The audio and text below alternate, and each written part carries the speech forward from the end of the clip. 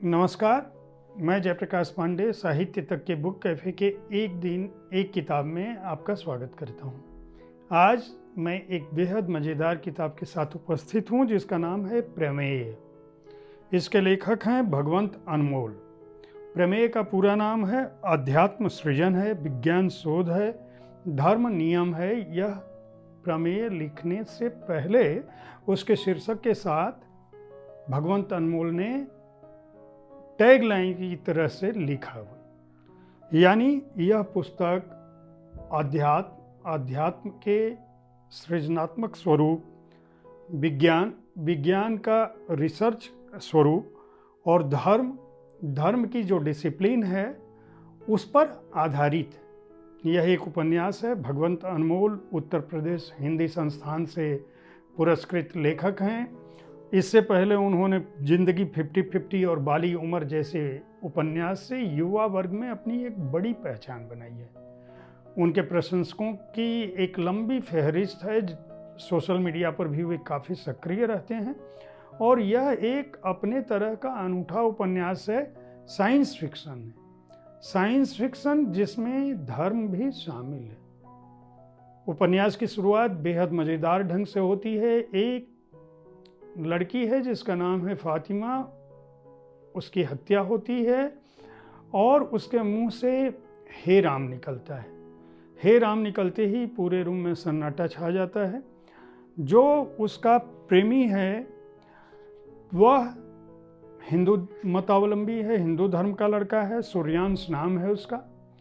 और सूर्यांश अपने को हॉस्पिटल में पाता है। उसकी माँ जो पूजा कर्मकांडी ब्राह्मीण हैं, उन्होंने उसको कहा मैं ही फातिमा हूँ। वो लड़का पहली बार उनको फातिमा समझता है, दूसरी बार कहता है कि पंडितानी तुम झूठ क्यों बोलने लगी। इस तरह से एक बड़े ही नाटकीय वातावरण में यह उपन्यास शुरू होता है। उपन्यास में कई अलग पात्र आते हैं। उड़न तस्तरी आती है, दूसरे लोग के ग्रह आते हैं, दूसरे लोग से प्राणी आते हैं और जो ग्रह के लोग हैं वह एक समुन्नत सभ्यता के निवासी हैं। अनमोल इस किताब से यह साबित करना चाहते हैं कि धर्म और अध्यात्म और विज्ञान को लेकर जो हमारी सोच है और हमारी पीढ़ी जिस बात का दावा करती है या हमारे पूर्वज जिस बात का दावा करते हैं कि हम इस ब्रह्मांड के रहस्यों को जानते हैं, हम इसके निर्माता को जानते हैं, हम इसके भगवान को जानते हैं। भगवान जो ईश्वर, अल्लाह, क्राइस्ट, पैगंबर, गुरुदेव के नाम पर पूरी दुनिया में हावी हैं, दरअसल वैसा हो भी सकता है और नहीं भी हो सकता है। वे खंडन नहीं करते, लेकिन वे इस बात की कल्पना करते हैं कि खासकर सनातन धर्म में जिस ईश्वर की कल्पना की गई है, हो सकता है कि वह अलग अलग सभ्यताओं का खेल हो। वो कहते हैं कि टाइप एक सभ्यता अगर मान लें तो टाइप एक सभ्यता जिसमें हमारी अपनी धरती है जो 100% ऊर्जा का इस्तेमाल नहीं कर पाती है। क्यों? क्योंकि उसे अभी अपनी शैशवावस्था में है। उनका मानना है कि इंसान अभी भी जातीय झगड़े, धर्म के झगड़े, शिक्षा का उसका स्तर नहीं है, भूखमरी है। वो अपनी स्थितियों में इतना समझदार, इतना बड़ा नहीं हुआ है कि वह अपनी धरती की पूरी ऊर्जा का भी उपयोग कर ले। लेकिन वो विकास कर रहा है, वो दूसरे ग्रहों पे यान भेज रहा है, चंद्रमा पर पहुंच रहा है और दूसरे रोगों से लड़ने की क्षमता भी हासिल कर रखा है। तो प्राचीन काल से जरूर वो आधुनिक हुआ है, लेकिन वह इतना आधुनिक नहीं है कि वह सौर मंडल और उसके बाहर को समझ ले। वे कहते हैं टाइप 2 सभ्यता की परिकल्पना ऐसे करिए कि वो ये ऐसी सभ्यता है जो अपनी सौर मंडल की ऊर्जा का पूरा इस्तेमाल करती है। खाने पीने के लिए वो खाद्यान्न पर निर्भर नहीं है और वो प्राकृतिक आपदा और दूसरी चीज़ों से बची हुई है। उसने अपनी उम्र को बढ़ा लिया है और वो लंबे समय तक जीवित रह सकती है, यहाँ तक कि वो गायब भी हो सकती है। और 100 मीटर तक का टेलीपोर्टेशन, उन्होंने एक शब्द इस्तेमाल किया है कि अचानक से वो अवतरित हो सकती है, समाप्त हो सकती है। इस ग्रह के प्राणी जो है हमारे जैसे दिखाई देते हैं। तीसरी सभ्यता वो है जो पूरे ब्रह्मांड में सौर मंडल के बाहर ही नहीं, तारों के बाहर, ब्लैक होल से बाहर पूरे प्रकृति की, ब्रह्मांड की ऊर्जा को इस्तेमाल कर सकती है। वो ब्रह्मांड को नाप सकती है, देख सकती है, समझ सकती है और वही संचालित करती है टाइप 2 की सभ्यता को और टाइप A की सभ्यता को। आप कुछ ऐसे समझ लें कि सनातन धर्म में जिन देवी देवताओं की कल्पना की गई है, देवी देवताओं के ऊपर परम ब्रह्म की कल्पना की गई है, परमेश्वर की परिकल्पना की गई है, तो अनमोल की किताब के हिसाब से हम मनुष्य हैं, हमारे ऊपर जो देवता हैं वो टाइप 2 सभ्यता हो सकते हैं, और जो ईश्वर हैं, ब्रह्मा विष्णु महेश त्रिमूर्ति, जो देवताओं के भी ऊपर हैं, वे टाइप 3 सभ्यता के निर्माता हो सकते हैं। ऐसी सोच उन्होंने बिना नाम लिए यह स्थापित करने की कोशिश की है। अब इस कहानी में वह साथ साथ चलाते हैं सूर्यांश की कहानी, फातिमा की कहानी, सूर्यांश और फातिमा का प्रेम।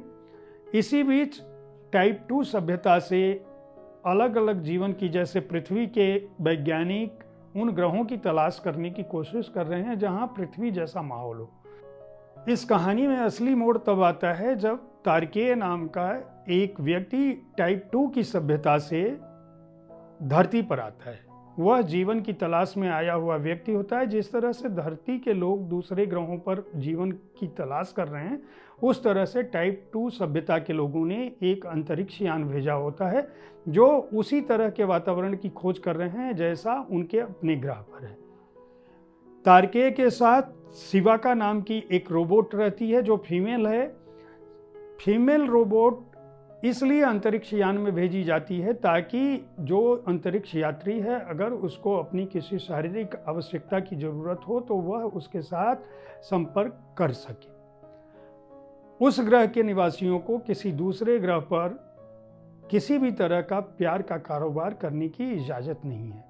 लेकिन तारकेय जब धरती पर आता है और वह देखता है कि यहाँ मंदिरों की शक्ल देख के वो समझता है कि ये मंदिर तो हमारे अंतरिक्ष यान की तरह से हैं, और यहाँ जो की जाने वाली प्रार्थना और घंटा है उसकी ध्वनि हमारे पूर्वजों ने इसलिए लगाई थी ताकि वह उनके तक पहुँच सके। वह भी अचानक एक मंदिर के बाहर पहुँचता है और वहाँ सुनैना नामक एक लड़की को देख के उसके प्यार में फंस जाता है। इस तरह से इस उपन्यास में 2 कहानियाँ साथ साथ चलती हैं, सूर्यांश और फातिमा की कहानी और तारकेय और सुनैना का प्रेम। आगे क्या होता है, इनके जीवन में क्या होता है, फातिमा की हत्या किस तरह से होती है, सूर्यांश किस तरह से टाइम मशीन में जाने की कोशिश करता है, क्या तारकेय सुनैना को अपने साथ ले जा पाता है। अगर इन गुत्थियों को समझना चाहते हैं और साइंस की एक रोचक कहानी जो आपको फिक्शन स्पेस फिल्म का सा आभास देगी, पढ़ना चाहते हैं तो आप इस उपन्यास को खरीद सकते हैं। इसके प्रकाशक राजपाल एंड सन्स हैं। 235 रुपये का मूल्य का यह उपन्यास अपने में 144 पृष्ठ समेटे हुए हैं। उम्मीद है साहित्य तक का यह एपिसोड आपको पसंद आया होगा। आप इस कार्यक्रम में किस तरह के पुस्तकों की चर्चा चाहते हैं इसके बारे में हमें ज़रूर लिखें। अगर आप प्रकाशक हैं तो आपकी पुस्तकों का स्वागत है। हमारे कार्यक्रम को देखते रहें। कल इसी समय मैं आपसे फिर ऐसी ही किसी पुस्तक के साथ उपस्थित होऊंगा। तब तक के लिए धन्यवाद।